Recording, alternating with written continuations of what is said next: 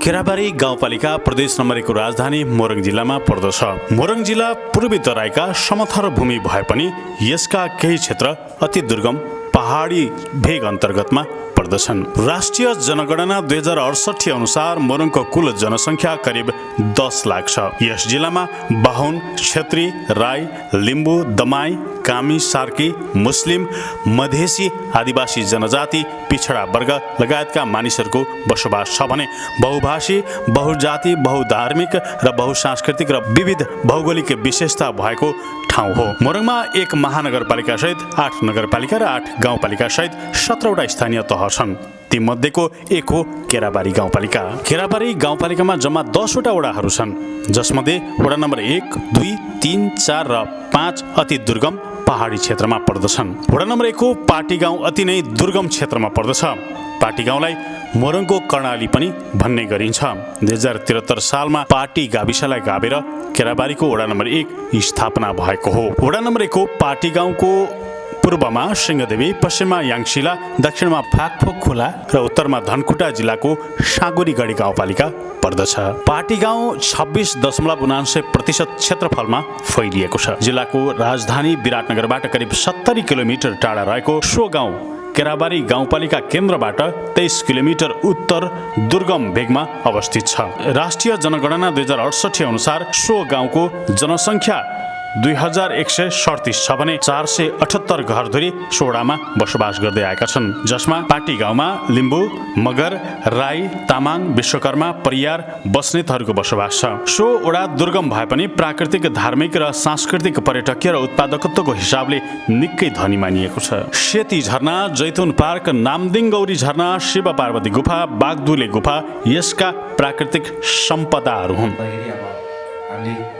अझै पनि धेरै कामहरू गर्नुपर्ने हामीले देखिरहेका छौँ। यो पर्यटनको ठाउँमा यो विशेष गरिकन हाम्रो जैतुन पार्क भन्ने एउटा थामडाँडाको त्यो पार्क, अनि हामीसँग झरनाहरू छन् प्रशस्तै, अनगिन्ती झरना भएको हामीले वडाको रूपमा हामी हेर्न सक्छौँ। अत्यन्तै एउटा मोरङ जिल्लाको विकट ठाउँ भए तापनि त्योसँगै हामीसँग गुफाहरू छन्। बागदुले गुफा हो, शिव पार्वती गुफा हो र अन्य पनि गुफाहरू छन्। हामीसँग पहिचान गर्न नसकेका गुफाहरू धेरै छन्। त्यो ठाउँहरूलाई हामी पनि क्रमशः यसको विकास गर्दै यहाँ एउटा पर्यटकीय एउटा गन्तव्यको रूपमा विकसित गर्न पनि हामी एउटा भोलि पर्यटकीय हबको रूपमा पनि हामी विकास गर्नेछौँ र यो काम हाम्रो निरन्तर रहिरहनेछ। र सँगसँगै अरू शिक्षाको क्षेत्रमा, स्वास्थ्यको क्षेत्रमा, यहाँको विद्युतीकरणको क्षेत्रमा, खानेपानीको क्षेत्रमा र सडकको क्षेत्रमा हामी अगाडि बढिरहेका छौँ। र हामीसँगै अरू पुल पुलेसाहरू पनि हाम्रो बनाउने क्रम निरन्तर छ। हामीले गत साल मात्र हामीले खदमघाट झोलुङ्गे पुल निर्माण गरिसकेका छौँ। त्यो 120 मिटर त्यसको लम्बाइ छ। त्यसबाट हामीले पारी धेरै टाढाका जनताहरूलाई, त्यहाँका समुदायहरूलाई आवाज जावत गर्न र विद्यालय आउन, त्यहाँका विद्यार्थीहरूलाई र सम्पूर्ण बालबालिकालाई हेरडोल गर्न अत्यन्तै सहज भएको छ। र सँगसँगै अरू विभिन्न यहाँको हाम्रो चुरे तल्लो भेग अलिक चुरे पर्दछ। त्यो भेगलाई चाहिँ हामीले एउटा तटबन्धन गरेर एउटा त्यहाँको जुन बस्तीहरूलाई, त्यहाँको भूगोललाई, त्यहाँको हाम्रो खोलानाला जङ्गलहरूलाई एउटा व्यवस्थित गर्ने काम पनि हाम्रो भइरहेको छ। र अरू धेरैवटा यहाँ विकास निर्माणका कामहरू भइरहेको छन्। र हाम्रो तरकारी पकेट क्षेत्र अहिले निरन्तर चलिरहेको छ। तरकारी ब्लक चलिरहेको छ। सँगै हाम्रो कागती पकेट क्षेत्र, कफी पकेट क्षेत्रले पनि काम गरिरहेको छ। सँगै यहाँबाट हामीले जति पनि जनतालाई हामीले हिजो आउँदै गर्दाखेरि हामीले मत माग्न जाँदै गर्दाखेरि जति जनतालाई हामी प्रतिबद्धता गरेका थियौँ, त्यो सम्पूर्ण प्रतिबद्धता गरेका कामहरू लगभग हामीले टुङ्ग्याउने अर्थात् सघाउने हामी तर्खरमा छौँ। 100% हामीले रिजल्ट ल्याउने हामीले जति पनि तर्खरमा छौँ। र यो लगभग मलाई जहाँसम्म लाग्छ 1-1.5 वर्षमा यो सम्पूर्ण काम हामीले पूर्ण रूपमा सफल हुनेछौँ जस्तो लागेको छ। यस्तै विभिन्न चर्च, गुम्बा र देवी देवताका मन्दिरहरू पनि पर्याप्त मात्रामा छन्। कृषि उपजहरूमा अदुवा, अम्लिसो, किवी, कफी र अलैँची विदेश निकासी हुनका साथै स्थानीय बजारमा बिक्री हुने गरेको पाइन्छ। पशुपालन अन्तर्गत सुँगुर र बाख्रा पालन समेत सो वडामा उपयोगी बन्दै गइरहेको छ। सो क्षेत्रमा उत्पादन हुने तरकारी धरान र धनकुटाको बजारमा बिक्री हुने गरेको छ। बजारसम्म कृषि उपज पुर्याउन वडा कार्यालयले गाडी खरिद गरेर किसानलाई हस्तान्तरण गरिसकेको छ। वडा नम्बर 1 मा 10 वटा टोल विकास संस्था छन्, जसमा 2 वटा सहकारी संस्था र एउटा माध्यमिक विद्यालयले समेत गरेर जम्मा 5 वटा सामुदायिक विद्यालय छन्। टोल विकास संस्थाहरूले वडाको विकासमा धेरै महत्त्वपूर्ण योगदान गरेका छन्। त्यस्तै सामुदायिक विद्यालयको शैक्षिक गुणस्तर सुधार तथा भौतिक पूर्वाधार निर्माणमा वडा कार्यालयको निकै महत्त्वपूर्ण भूमिका छ। अहिलेसम्म हाम्रो निजी शिक्षकहरूको तलब भत्ताको लागि हामीलाई 3 लाख रुपियाँ उपलब्ध भइरहेको छ र अन्य शैक्षिक सामग्री र शैक्षिक गुणस्तरको लागि पनि वडाले चाहिँ व्यापक सहयोग गरिरहेको अवस्था छ। वडाले जनप्रतिनिधि पाएपछि सडक निर्माण, पर्यटन प्रवर्धन र कृषि बजारीकरणलाई प्रमुख प्राथमिकतामा राखेका छन्। हाम्रो यो केराबारी गाउँपालिका वडा नम्बर 1 को पर्यटन प्रवर्धन गर्नका लागि चाहिँ हाम्रो यो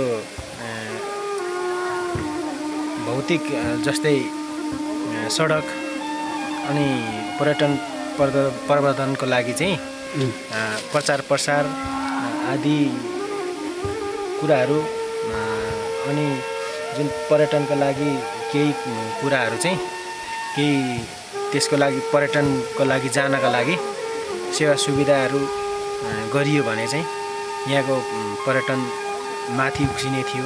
मोरङको श्रीअन्तु भनेर चिनिने जैतुन पार्क पर्यटकीय आकर्षकको केन्द्र मानिएको छ। समुद्र सतहबाट 1600 किलोमिटर उचाइमा रहेको सो डाँडाबाट सूर्योदय भएको नजिकबाट हेर्न सकिन्छ। मोरङको श्रीअन्तु भनेर चिनिने जैतुन पार्कको मुख्य विशेषता त्यही नै हो। अर्को श्रीअन्तु भनेर चिनिने सो जैतुन पार्कलाई सूर्योदय हेर्न श्रीअन्तु जाने झन्झटबाट सर्वसाधारणलाई मुक्त गर्ने अभियानमा वडा कार्यालय जुटेको छ।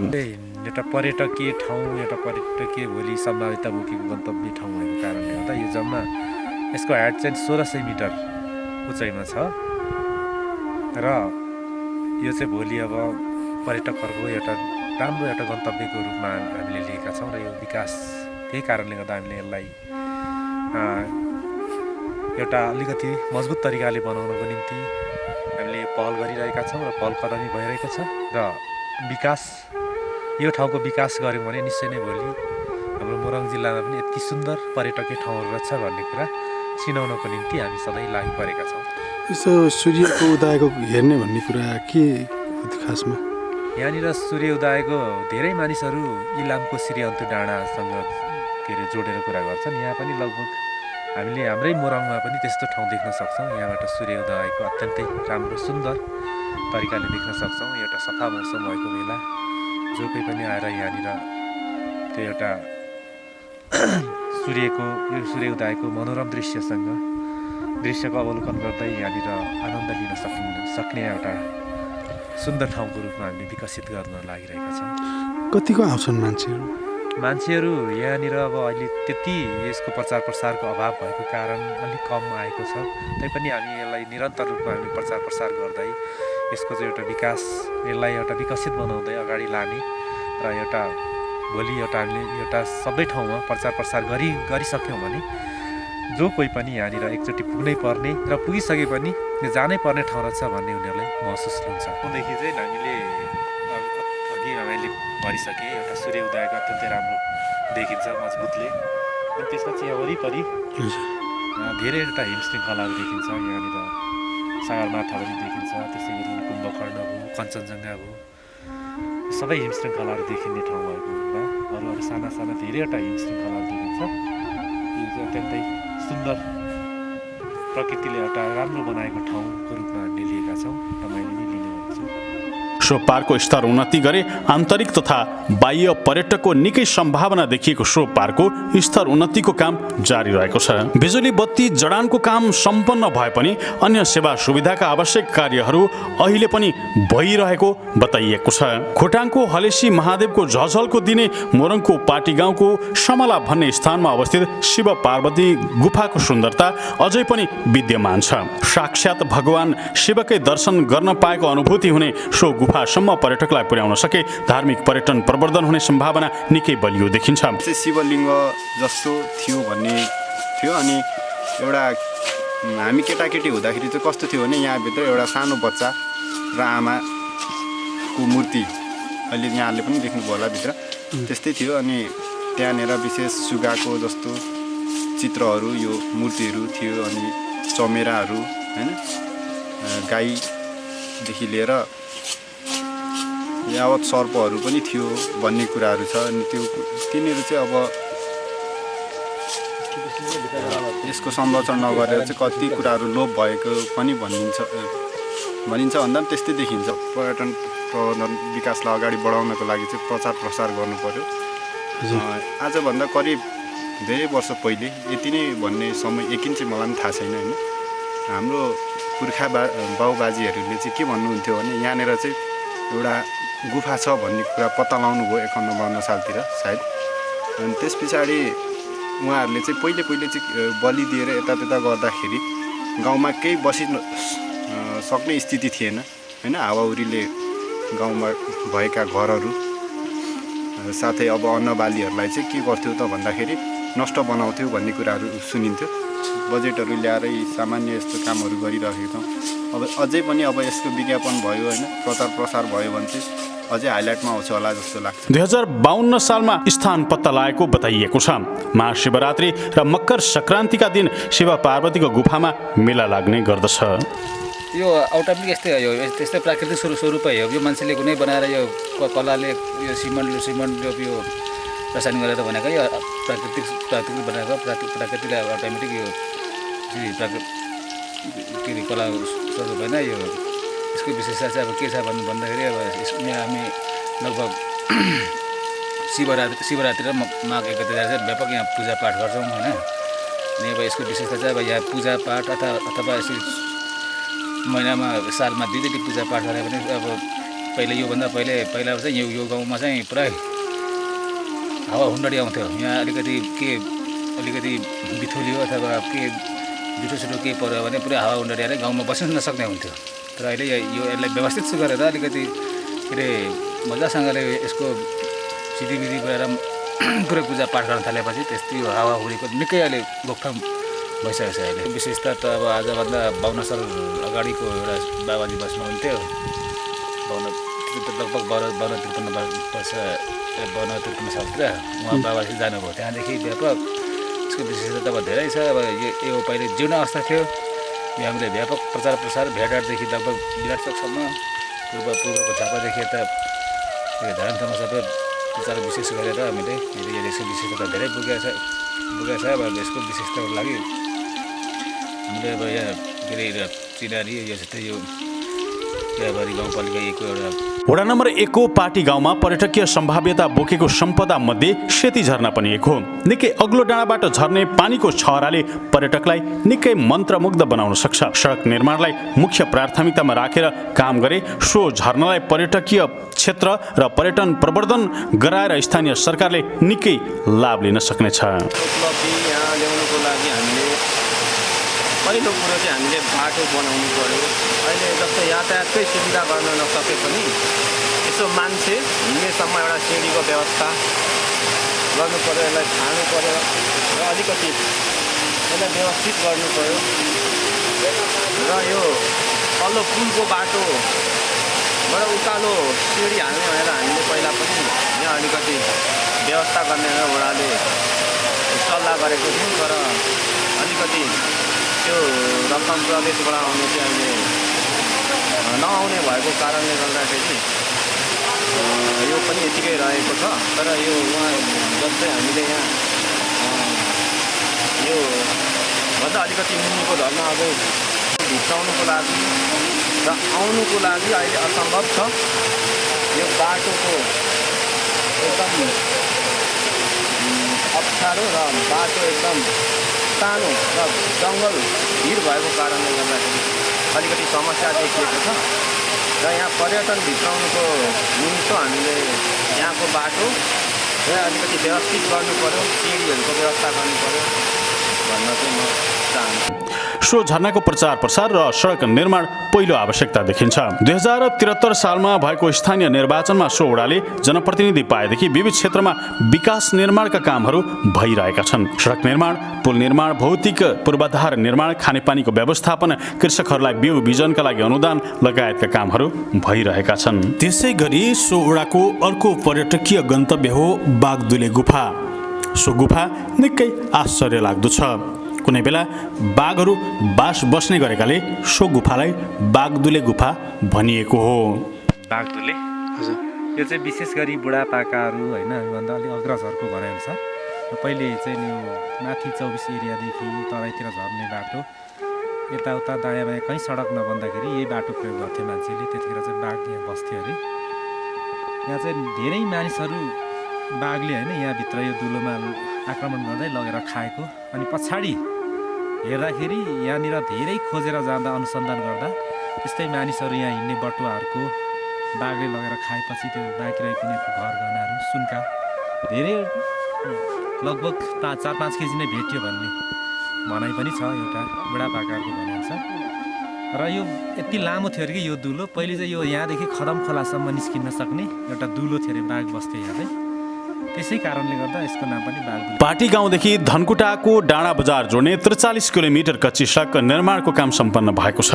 त्यस्तै राजारानी जाने बाटोमा 4 किलोमिटर तार जाली लगाउने काम सम्पन्न भई बोक्रे सेलिङदेखि पाटी गाउँसम्म जाने 4 किलोमिटर कच्ची बाटोको निर्माणको काम पनि सम्पन्न भएको छ। पाटी गाउँका बहुसंख्यक कच्ची सडक निर्माण सम्पन्न भइसकेका छन् भने केही सडकहरू निर्माण हुने तर्खरमा छन् भने केही निर्माणाधीन अवस्थामा छन्।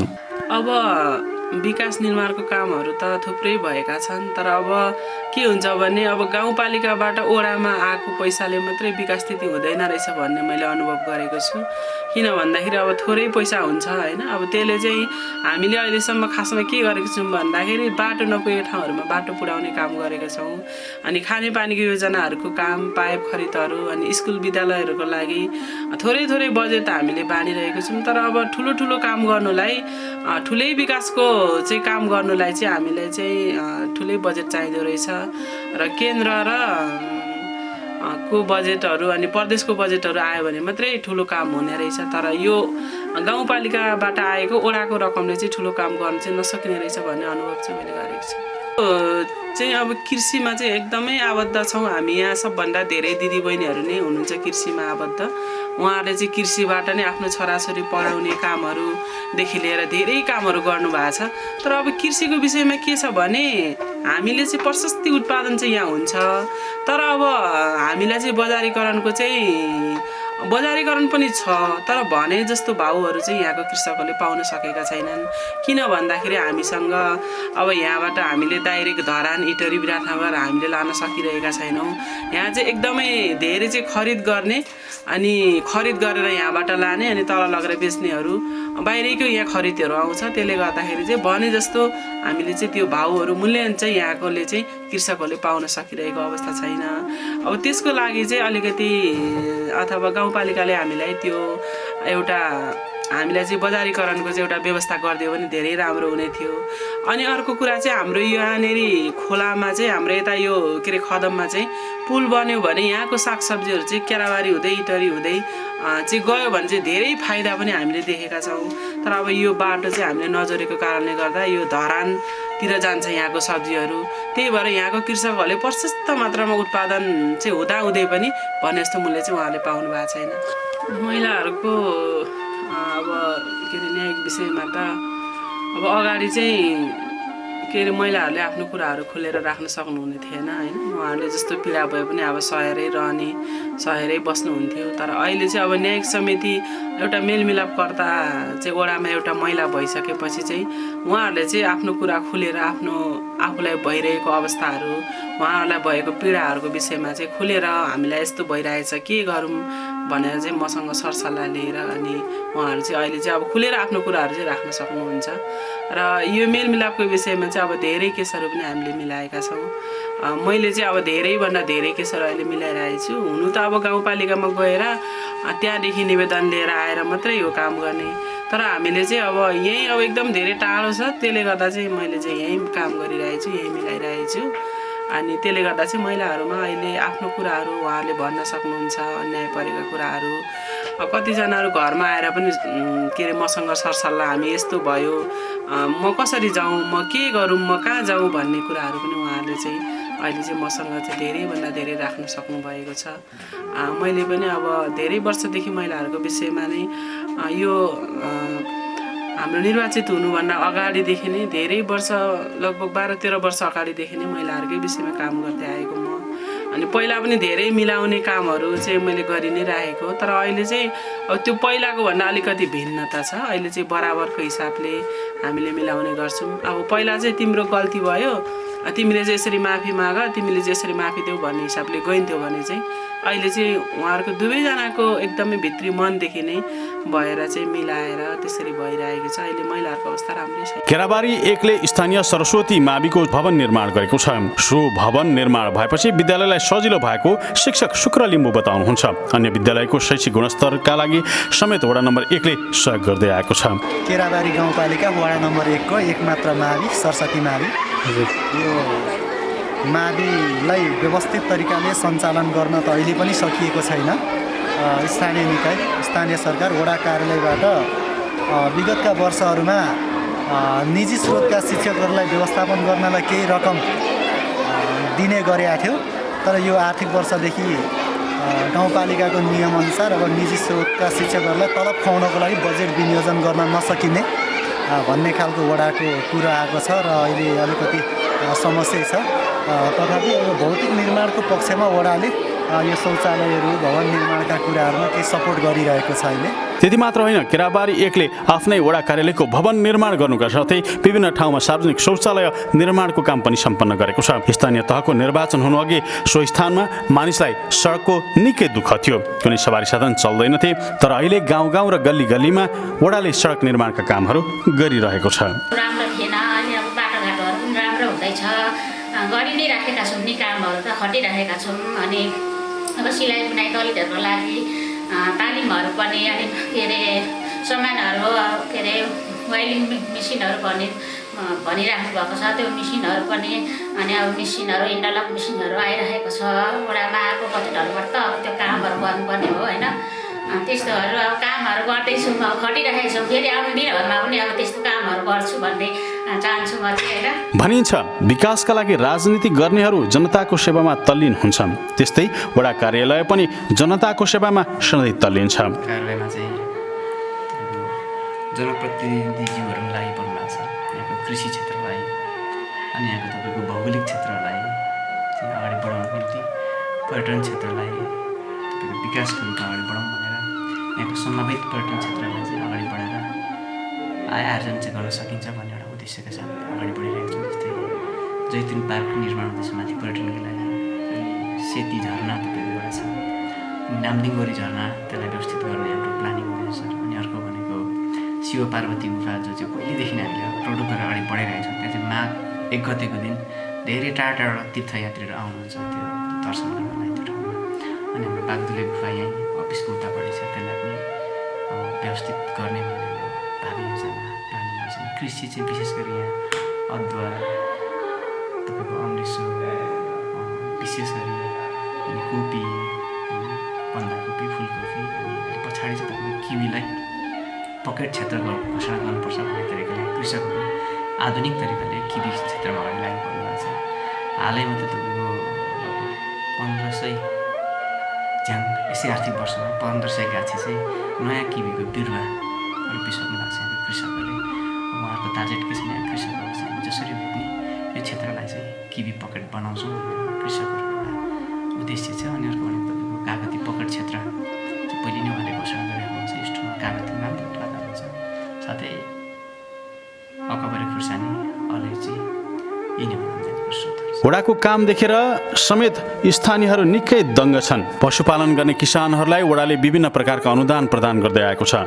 कहीँ बाख्रा पालन भइरहेको छ त कहीँ बङ्गुर पालन भइरहेको छ। लाउँथे कोपीहरू, फुलकोपीहरू, बन्दाकोपीहरू, अनि यहाँनिर बाख्रा पनि अलिकति पालेको थिएँ।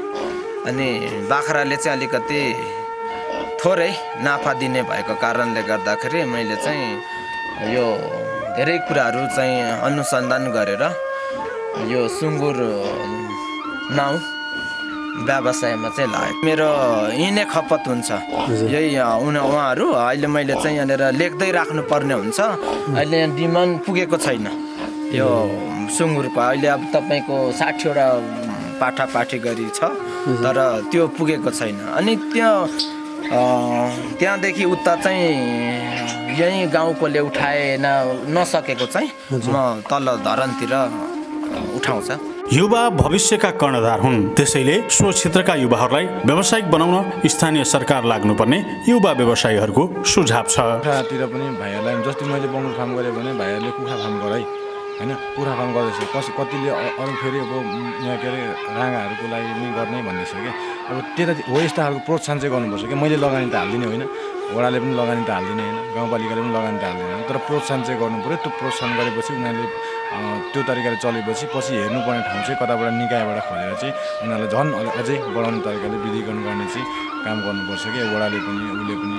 अब म यहाँ छु जस्तै युवा भए, युवाको अलिकति नेतृत्व गर्ने मान्छे म भएँ, मैले भाइहरूलाई समेटेर चाहिँ यो गर त्यो गर भनेर हिँडिरहेको छु। तर त्योभन्दा पनि मेरो माथिल्लो निकायको मान्छेहरूले चाहिँ आएर चाहिँ भाइहरूले ल यसरी गर्नुपर्छ, यो तरिकाले प्रोग्राम चलाउँ, यसरी कार्यक्रम सञ्चालन गरौँ, कार्यक्रम सञ्चालन गरेर चाहिँ यहाँनिर आउनुहोस् सबैजना भेला भएर चाहिँ एउटा कन्सेप्ट बनाउने हो, भिजन बनाउने हो, यो तरिकाले चलाउँ भन्ने खालको एउटा त्यति मात्रै गरिदियो भने पनि भाइहरूको लागि चाहिँ ठुलो कुरा हो। विपक्षी दलहरू पनि वडाको काम देखेर मन्त्रमुग्ध छन्, अझै राम्रो काम गर्न सुझाव दिइरहेका छन्। भनिन्छ जनताको हित चाहनेहरूले सधैँ जनताको भलो चिताउँछन्, त्यसैले स्थानीय विपक्षी दलहरू पनि वडाको कामको प्रगतिको विषयमा सुझाव दिइरहेका छन्। त्यहाँको विशेष गरी अदुवा र कुचो नै रहेको छ, त्योभन्दा अर्को हुनसक्ने त्यहाँ तेजपत्ता भनौँ, पत्रास भनौँ होइन, त्यसको पनि राम्रो सम्भावना छ र त्यो जहाँसुकै पनि हुन्छ र त्यो सजिलो पनि हुन्छ। र तिनीहरूलाई अब मार्केटिङ गर्नको लागि जस्तै कि अदुवा तेजपत्ता यिनीहरूको एकअर्कामा त्यो मसला बनाउने एउटा सर्कल हुन्छ, सम्पर्क गरेर अथवा हामीले त्यहाँ नै उत्पादन त्यसै नजिकै उत्पादन हामीले गर्न सक्यौँ भने त्यसको जहिले पनि उत्पादनलाई सही त्यसले मूल्य पाउँथ्यो होइन। त्यसले गर्दा किसानलाई चाहिँ धेरै फाइदा हुन्थ्यो। त्यो सँगसँगै अब कुचोहरूको त अहिले सबैभन्दा अहिले विदेशी निकासी नै रहेको छ। यदि इन्डियाले रोकेन भने त्यसको दाम अहिले बढी नै रहेछ। त्यसलाई चाहिँ त्यो कसरी हुन्छ, लामो के भन्छ सर्कल जुन हुन्छ त्यसलाई चाहिँ अब धेरैजना बिचमा ग्याप नराखेर सिधै हामीले चाहिँ त्यो बजारसँग सम्बन्धित रिलेटेडहरूसँग त्यहाँ सम्पर्क हामीले गरेर त्यसलाई चाहिँ वितरण गर्न सक्यो भने वितरणको ठाउँ चाहिँ उत्पादन र उपभोगको दूरी चाहिँ लामो भइरहेछ। उत्पादनदेखि उपभोगसम्म एउटा दुईवटा मात्रै हामीले यो विनिमयको माध्यम चाहिँ राख्यौँ भने त्यसले चाहिँ खास कृषकलाई चाहिँ फाइदा गर्छ। धेरै भइरहेछ अब स्थानीयदेखि त्यहाँदेखि सेकेन्ड भने त्यसलाई चाहिँ छुट्याउन सक्यो भने चाहिँ राम्रो। अब त्यो सँगसँगै कृषिमा त अब पार्टीले एकदमै धेरै चिजमा चाहिँ हामीले उत्पादनलाई व्यापकता दिन सक्छौँ। अहिले हाम्रो अदुवा र अम्लिसो भनेको अहिले मानिसले त्यत्तिकै लगाए जस्तो हामीले त त्यहाँ नकुनै त्यो विषयमा हामीले त्यहाँ कुनै तालिम दिएका छौँ न त त्यो सम्बन्धी उहाँहरूलाई कुनै जानकारी नै दिएका छौँ। तर पनि त्यो आफै आफू उहाँ कृषकहरूले उत्पादन गरिरहनु भएको छ। त्यससँग त्यो क्षेत्रमा अब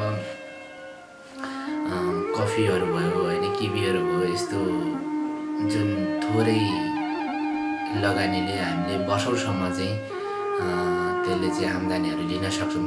त्यस्तो कृषि क्षेत्रमा पनि हामीले लगानी गर्नु चाहिँ आवश्यक छ। अझै कुचो भनेको अलिकति 10-15 वर्ष पछाडि त्यो किटिएर जाने, त्यो नासिएर जाने भएको कारणले त्यो क्षेत्र भन्दाखेरि पनि अब अझै पत्रासहरू यो जसरी 50देखि 100 वर्ष बाँच्ने, अब किवीहरू भयो, त्यसपछि कफीहरू भयो, यस्तै धेरै वर्ष बाँच्नेहरू चाहिँ अहिलेको जेनेरेसनलाई अलिकति सुहाउँछ। किनभने अहिले तत्कालै बिहान जा खेताला जा, दिउँसो जा खेताला जा भन्ने जेनेरेसन अहिले अलिक छैन।